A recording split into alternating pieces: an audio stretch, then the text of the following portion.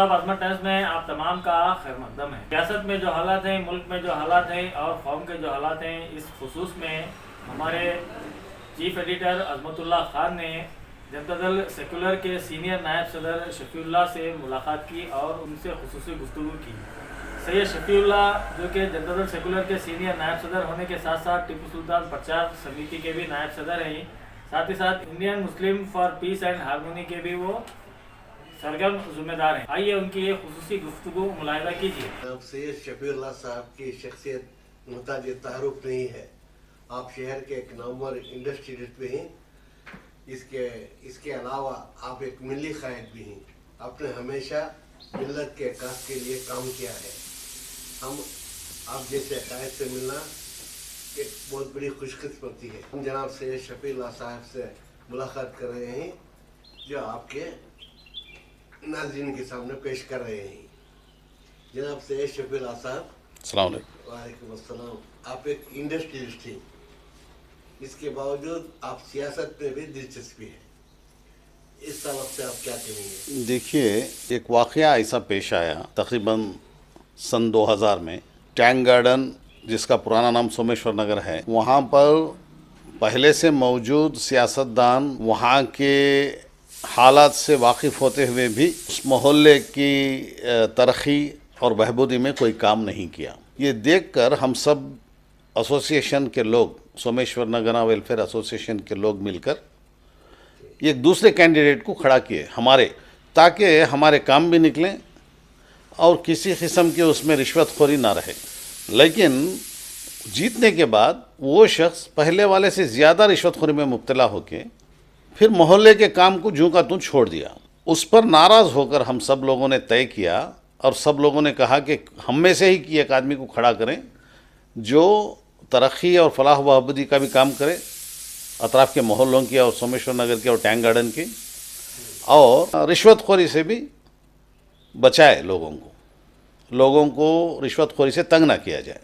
उस वक्त सारे मोहल्ले वालों ने और ज़िम्मेदारों ने और मसाजिद के ज़िम्मेदारों ने मिलकर मेरा नाम रेकमेंड किया और मैं सियासत में इस तरह सबसे पहले कदम रखा। और उस वक्त जनता दल सेक्युलर ने मुझे टिकट दिया कारपोरेशन का, और उम्मीद थी कि अक्सरियत मुसलमान होने की वजह से वो लोग मेरी नीयत और हमारे ज़िम्मेदारों की नीयतों को पहचान कर मुझे जिताएंगे। इत्तेफाक ऐसा हुआ कि मैं सेकंड प्लेस में आ गया, जीत नहीं सका। इस तरह मेरी एंट्री हुई। उस दिन से आज तक तकरीबन 21 साल से मैं सियासत में हूँ और जनता दल सेक्युलर में हूँ। और जनता दल सेक्युलर में उस वक्त मुझे स्टेट का सेक्रेटरी बनाया गया था।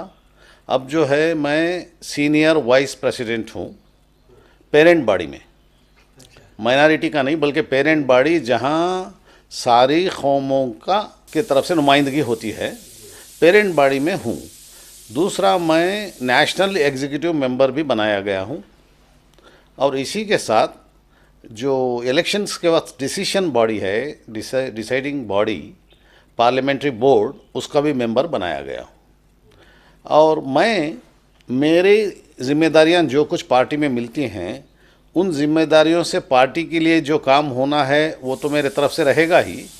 मेरा अटेंशन या मेरी नज़र जो है मेरे कौम के ज़रूरियात पर, फलाह व बहबूदी पर रहती है। और जहाँ कहीं कौम के मसाइल आते हैं, एक पार्टी के मेजर लीडर की हैसियत से उन मसाइल को कैसे हल कर सकता हूँ, पार्टी की तरफ से वो हल करने में मैं लगा रहता हूँ। अभी एक मिसाल के तौर पर अभी एक उड़पी में मालूम हुआ कि एक कॉलेज में जो है हमारी मुसलमान बच्चियों को बुर्क़े की पाबंदी लगाई है ताकि वो पढ़ने से रुकें। इसके लिए मैंने वॉलंटरी तौर पर वहाँ के ज़िम्मेदारों को फ़ोन किया और उनसे दरियाफ़्त किया कि वहाँ के कॉलेज के ज़िम्मेदारों के फ़ोन नंबर मुझे मुहैया करें, नाम और फ़ोन नंबर। इंशाल्लाह उन्हें बात भी करूँगा और मेरी पार्टी की तरफ से लेटर भी लिखूँगा कि इस तरह करने के लिए कौन से कानून के तहत वो कर रहे हैं। ये मेरे तरफ से वॉलंटरी तौर पे मैंने किया है। अभी तक मुझे नंबर नहीं आए, आते ही इंशाल्लाह उस पर वर्क करूँगा। अच्छा, आप तकरीबन 21-22 साल से एक ही पार्टी जनरल जी। अब मौजूदा हालात पे चंद अपराध जनता दल को बीजेपी की बी टीम कहते हैं, आप इस ताल्लुक से क्या कहेंगे? देखिए, एक वक्त था जब कुमार स्वामी ने बीजेपी से हाथ मिलाया था हुकूमत बनाने के लिए। जब कुमार स्वामी को पूछा गया कि ऐसा क्यों किया, जबकि सेक्युलर वोटों पे आप जीत कर आए हैं और सेक्युलर वोटों पे आकर जीत कर आकर बीजेपी से हाथ मिलाए हैं, ये हम सेक्युलर वोट सेक्युलर समझकर जो डाले हैं अक्सरियत मुसलमान, उनको नुकसान होगा आप बीजेपी से हाथ मिलाएंगे तो। जब ये पूछा गया तो उनका ये कहना था कि दोनों पार्टियां मिलकर हमारी पार्टी को ख़त्म करना चाहते हैं और हुकूमत में ना रहेंगे तो हम ख़त्म हो जाएंगे, इसलिए मजबूरन हमें मिलाना पड़ा था वगैरह। उस वक्त वो मजबूरी बताने के बावजूद मैं उस वक्त पार्टी से बाहर आ गया था। फिर जब कुमार स्वामी ने और देवेगौड़ा साहब ने माफ़ी मांगी हमारी कौम से खुल्लम खुल्ला स्टेज पे आकर, उस वक्त फिर मैं उनके साथ जुड़ा और वो कई बार माफ़ी मांग चुके हैं कि वो अपने सर्वाइवल के लिए, अपनी बका के लिए और पार्टी को बचाने के लिए इस तरह जुड़ना ज़रूरी समझा था। ये इसके लिए अगर बी टीम कह रहे हैं तो ये सही नहीं है, इसलिए कि ये बार बार जाके मिलेंगे, ऐसा नहीं होगा।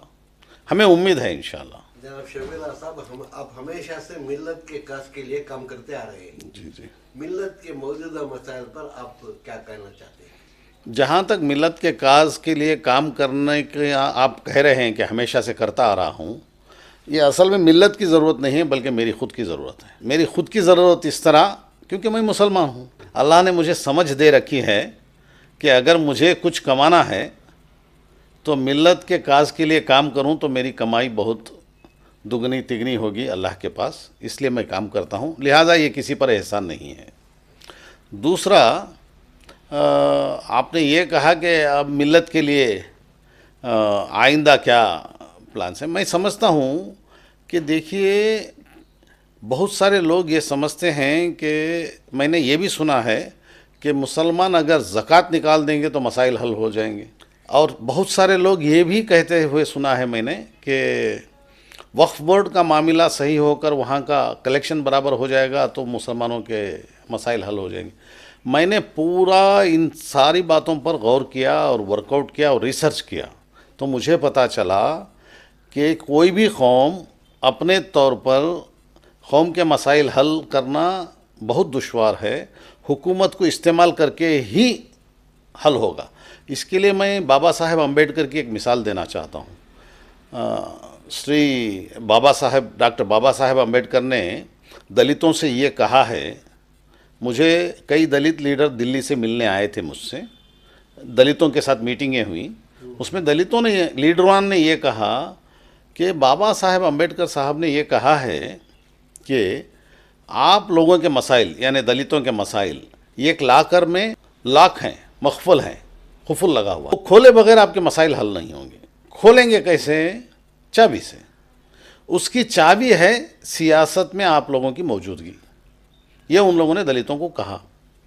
और दलित लीडरान जो दिल्ली से आए हुए थे एक बहुत बड़े सिंपोजियम में, जिसमें मैं भी मौजूद था उनके साथ, तो वो मुझे पूछ रहे हैं कि बाबा साहब अम्बेडकर ने ये बात जो कही थी, ये सबके लिए कही थी, हम दलित लीडरान ये इस्तेमाल करके खोल ले रहे हैं हमारा लॉकर, और हमारे मसाइल भी हल हो रहे हैं, और आप मुसलमान हजरात वो लाकर क्यों नहीं खोलते, वो क्यों मसाइल हल नहीं करते। यानी मसाइल हल करने के लिए सियासत बहुत ज़रूरी है, और सियासत के ज़रिए मुसलमानों के मसाइल जो हल होते हैं वो सारी कौम मिलकर दूसरे तरीके से हल करे, ऐसा नहीं है, मुश्किल है।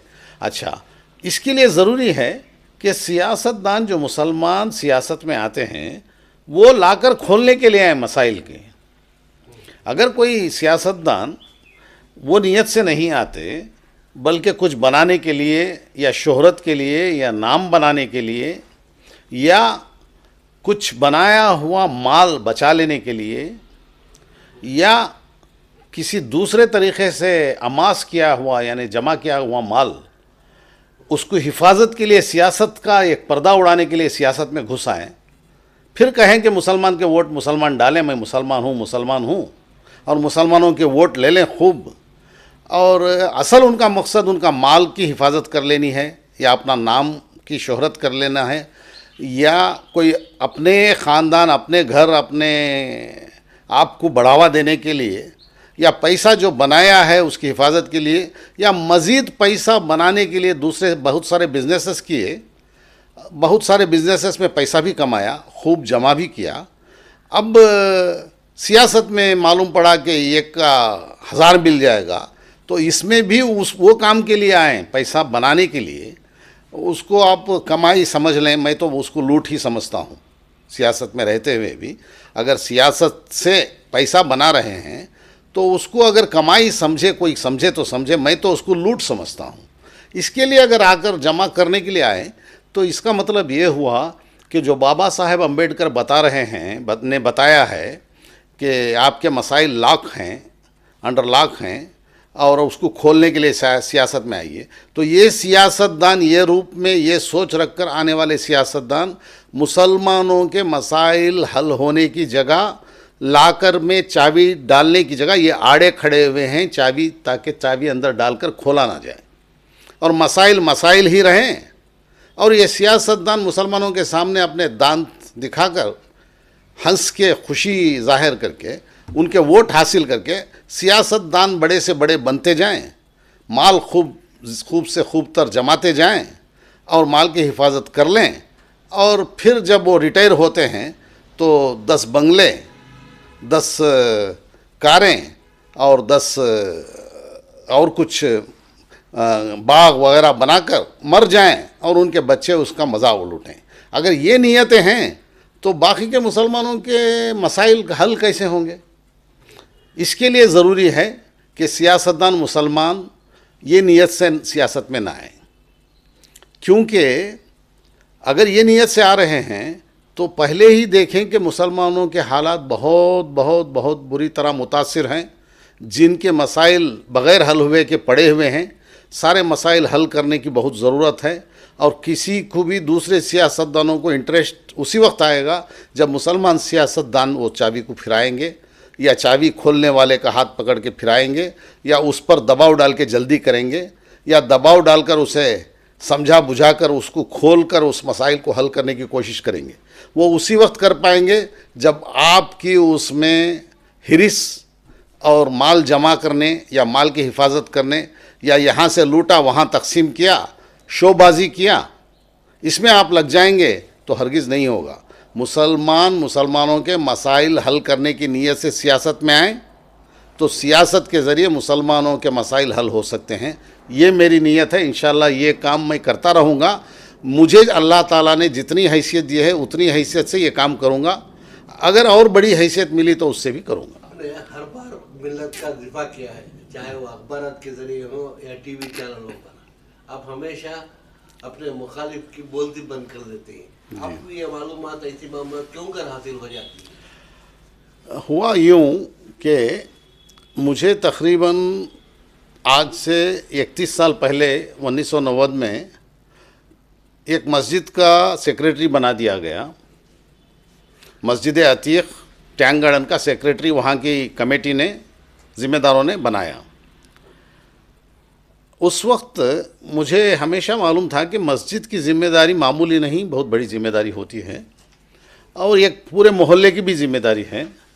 और वहाँ बहुत सारे लोग कमेटी के तरफ से उनके मसाइल हल कराने भी वहाँ आते थे। तो इससे मुझे मालूम ये हुआ कि मुसलमानों के मसाइल मालूम करने हैं। जब मसाइल मालूम करते करते, बहुत सारी किताबें पढ़ते पढ़ते मुझे आरएसएस की किताबों पर भी मेरी नज़र गई, और वो जहाँ भी मिलते हैं उनके कुतुब खाने या उनके सेमिनार्स जहाँ भी हैं वहाँ जाकर उनकी किताबें लाकर पढ़ने लगा। तो बहुत सारी मालूमात हमारी किताबों से हुई, और उनकी किताबें जो वो लिख कर रखे हैं आइंदा वो क्या करने वाले हैं, वो सारी किताबें पढ़ने से मालूमात हुई।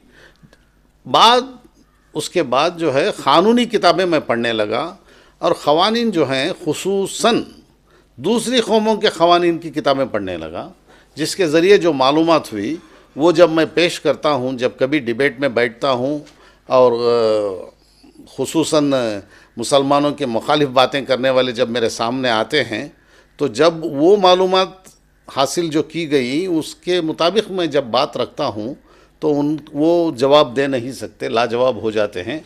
इसलिए क्योंकि वो मालूमात वो हमारी भी और उनकी भी और कॉन्स्टिट्यूशन की भी रहती हैं, वो एक तरफा नहीं रहती, इसलिए वो लाजवाब होते हैं। इसीलिए शायद आपको लगा होगा कि मैं उन्हें मुंह बंद कर देता हूँ। कांग्रेस के सेक्युलरिज्म से आप क्या मुत्तफिक हैं और आप क्या कांग्रेस और जनता दल को करीब लाने में दिलचस्पी रखते हैं? जहाँ तक हम हिंदुस्तानी मुसलमानों का मसला है, सियासी मसला, कांग्रेस जब बनी थी आज़ादी हासिल करने के लिए, हमारे हिंदुस्तान की आज़ादी अंग्रेज़ों से, उस वक्त सबसे ज़्यादा जो खिदमत पेश की वो मुसलमानों के अकाबिरीन थे और मुसलमानों के आबा व अजदाद थे। और कांग्रेस बनी थी आज़ादी हासिल करने की कोशिश के लिए, और उसमें भी मुसलमान सबसे आगे थे। अब मुसलमान ही आगे रहकर मुसलमानों के माल खर्च करके, मुसलमानों का माल खर्च करके, मुसलमानों का खून देकर उस पार्टी को सींचा गया है 1885 से, तकरीबन 100 साल से ज़्यादा हो गए। और अब ऐसी पार्टी 1947 के बाद एक प्योर पॉलिटिकल पार्टी बन गई। उसके बाद तकरीबन 1970 तक मुसलमानों के मसाइल पर भी नज़र हुआ करती थी। और 1970-75 के बाद हालात ऐसे हुए कि वो भी एक पॉलिटिकल पार्टी जैसे दूसरी पार्टियां होती हैं उसी तरह हो गई। और सारे सेक्युलर पार्टियां कुछ कुछ मुसलमानों के मसाइल पर गौर करती हैं, अक्सर जो है वो दूसरे मसाइल पर रहते हैं। और मुसलमानों के मसाइल को बहुत ज़ोर व शोर से हम मुसलमान ख़ुद उठाएंगे तब सेक्युलर पार्टियां उस पर गौर करती हैं, सारी सेक्युलर पार्टियां। लिहाजा हमें चाहिए मुसलमानों को जितनी सेक्युलर पार्टियां मौजूद हैं हिंदुस्तान में, उन सारी सेक्युलर पार्टियों को मजबूत बनाने की कोशिश करें, ताकि जो नॉन सेक्युलर और मजहबी बुनियादों पर मुसलमानों के ख़िलाफ़ काम करके हुकूमत चलाना चाहती हैं, ऐसे पार्टियों को हराने में आसानी हो। दूसरा ये कि जहाँ कहीं बीजेपी के मुखालिफ में सिर्फ कांग्रेस है, वहाँ कांग्रेस मुसलमानों के हुकूक़ की हिफाजत करने में नाकाबिल और कामयाब नहीं हो पा रही है। इसलिए मुसलमानों को चाहिए कि जो तीसरी फोर्स है, जिस तरह बंगाल में ममता बनर्जी और तमिलनाडु में स्टालिन की हुकूमत है, केरला में दूसरी हुकूमत है, अगर इसी तरह तीसरी फोर्स को सारी रियासतों में लाने की मुसलमानों की कोशिश हो तो मुसलमानों के लिए इससे ख़तरा कम रहेगा मुसलमानों को, और अपने मसाइल हल कराने में आसानी होगी हुकूमत की जानिब से। अब आप देख रहे हैं मौजूदा हालात में अक़लियतों पर मज़ालिम बढ़ते जा रहे हैं। गौकशी कानून और तब्दील मज़हब कानून भी लाया गया है, इस तरह उसका आपका रद्द-ए-अमल क्या है? देखिए,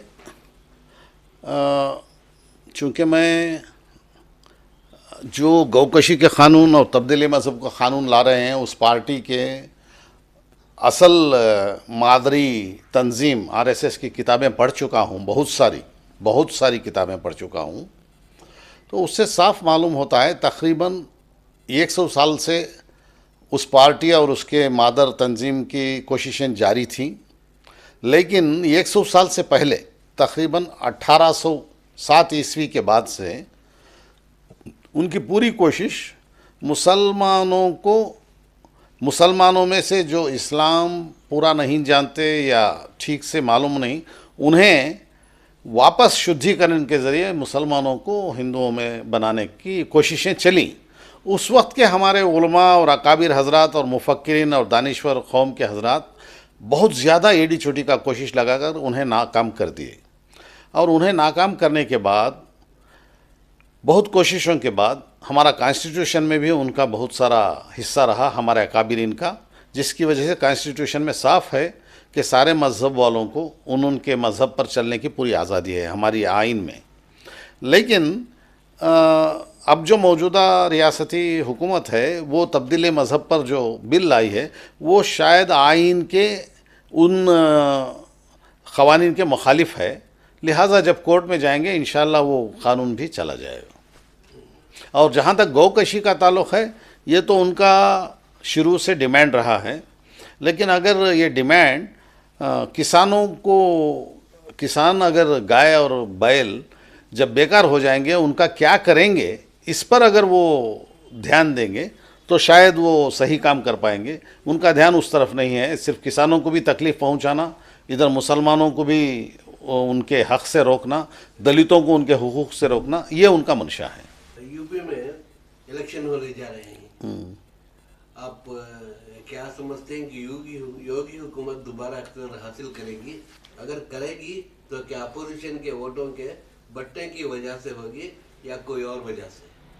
देखिए, जिस तरह से बीजेपी हुकूमत मरकज़ में और यूपी में काम कर रही है, साफ पता चलता है कि सारे मामलात में मरकज़ी हुकूमत और यूपी हुकूमत फेल है, टोटल फेल है, पूरा नाकाम है।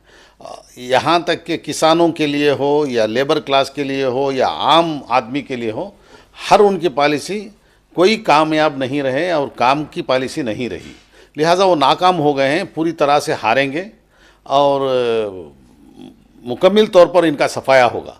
लेकिन एक बात यहाँ ये भी ध्यान में रखनी है कि सारी पार्टियों में सबसे ज़्यादा अगर किसी के पास पैसा और पावर है तो उनके पास है, और वो इलेक्शन के लिए भी पैसा और पावर इस्तेमाल नहीं करेंगे ऐसी उम्मीद नहीं है। लिहाजा पैसा और पावर इतना ज़्यादा इस्तेमाल करेंगे कि अवाम के ख्वाहिशात के मुखालिफ में भी वो इलेक्शन को ट्विस्ट करके इलेक्ट हो जाएं, ये भी मुमकिन है। और बहुत कोशिश की गई बंगाल में ये करने की, लेकिन बंगाल में नाकाम हो गए। लेकिन यूपी में अगर इनके ये चाल अगर कामयाब हो गई, कोई ताज्जुब नहीं है। आपको हजरत टीपू सुल्तान रहमतुल्लाह अलैह से काफ़ी अकीदत और एहतराम है जी। आज जानते हैं कि टीपू शहीद के किरदार को दागदार बनाने की कोशिशें की जा रही हैं, इस ताल्लुक से आप क्या कहते हैं? देखिए, ये एक बहुत बड़ा लंबा इशू है आपने जो सवाल किया है, लेकिन उसके लिए मेरे ख्याल में ये एक इंटरव्यू में नहीं होगा, बहुत लंबा होगा। फिर भी मैं शॉर्ट में ये बताना चाहूँगा कि हज़रत टीपू सुल्तान शहीद रहमतुल्लाह अलैह, मैं एक शहदाई नहीं, सारा कर्नाटक के मुसलमान गैर मुस्लिम सबके सब उनके शहदाई हुआ करते थे, अभी भी हैं। जो समझ रखते हैं, जो जानकारी रखते हैं, अभी भी उनके शहदाई हैं, और मुसलमानों से ज़्यादा गैर मुस्लिम में उनके शहदाई हैं। वजह यह है कि वो इंसाफ पसंद रूलर थे, हाकिम थे, और सब लोगों को इंसाफ पर चलाया है। वो किसी एक मज़हब के लिए वो कभी उन्होंने काम नहीं किया, सारे मज़ाहिब के लिए सबको इंसाफ दिया है। और ऐसे रूलर बहुत कम मिलते हैं जिनको मुखालिफिन, यहाँ तक कि अंग्रेज़ जब वो रूल करते थे, जो हज़रत टीपू सुल्तान शहीद के मुखालिफ थे, और हज़रत टीपू सुल्तान शहीद और हैदर अली अंग्रेज़ों के मुखालिफ, सख्त मुखालिफिन में से थे, फिर भी उन्होंने जब किताब में उनका तज़किरा किया, यही लिखा है कि सबसे बेहतरीन हिंदुस्तान में अगर रियासत की आवाम खुश है तो वो कर्नाटक रियासत की टीपू सुल्तान की आवाम है, ये रियाया है। लिहाजा हज़रत टीपू सुल्तान का जहाँ तक ताल्लुक़ है बीजेपी और आरएसएस का उनके ऊपर उंगली उठाने का, उनका मसला ये है कि जो भी मुसलमान दोनों कौमों में मकबूल हो वो उनको चुभता है, क्योंकि दोनों कौमें अगर एक मुसलमान रूलर की तारीफ में लग जाएं तो कहीं ऐसा ना हो कि मुसलमानों को अच्छा गर्दान लिया जाए गैर मुस्लिम, वो उन्हें चुभता है। हज़रत टीपू सुल्तान शहीद रहमतुल्लाह अलैह उनको इसलिए चुभते हैं क्योंकि वो अंग्रेज़ों के ख़िलाफ़ थे, ये सारे के सारे अंग्रेज़ों के तरफदार थे। इतना ही नहीं, मुजाहिदीन आज़ादी के ख़िलाफ़ ये लोग अंग्रेज़ों को उनके राज सब पहुंचाकर इनाम लिया करते थे। अब ऐसे लोग अगर हज़रत टीपू सुल्तान शहीद जो अंग्रेज़ों के सख्त मुखालिफ थे और चार जंगें लड़ी उन अंग्रेज़ों के साथ, उन्हें कब पसंद करेंगे? हरगिज़ नहीं पसंद करेंगे। एक तो ये है, दूसरा उन्हें नापसंद करने की वजह यह है क्योंकि वो इंसाफ पसंद थे। इंसाफ पसंद मुसलमान रूलर हाकिम इन्हें पसंद नहीं आता, और अंग्रेज़ों के ख़िलाफ़ जिस किसी ने भी लड़ा वो इनकी आंखों में चुभता है। यहाँ तक कि महात्मा गांधी भी इनके आंखों में चुभते हैं। आजकल महात्मा गांधी को क्या क्या नामों से ये लोग याद करते हैं, आरएसएस और बीजेपी के लोग, और ये हुकूमत भी उस पर कोई ध्यान नहीं दे रही है। महात्मा गांधी वो शख्स हैं जो सारी दुनिया मानती है कि आज़ादी की जंग में सबके सामने मुजाहिदीन आज़ादी के सबके सामने की सफ में रहे। उन्हें ये गद्दार कहते हैं, गद्दार का नाम देते हैं और उन्हें गोली मारने वाले की पूजा करते हैं। इन्हें हज़रत टीपू सुल्तान शहीद कब पसंद आएगा? हरगिज़ नहीं पसंद आएंगे। उनके वो इन्हें मुखालिफ लगते हैं और वो इनकी आंखों में चुभते हैं।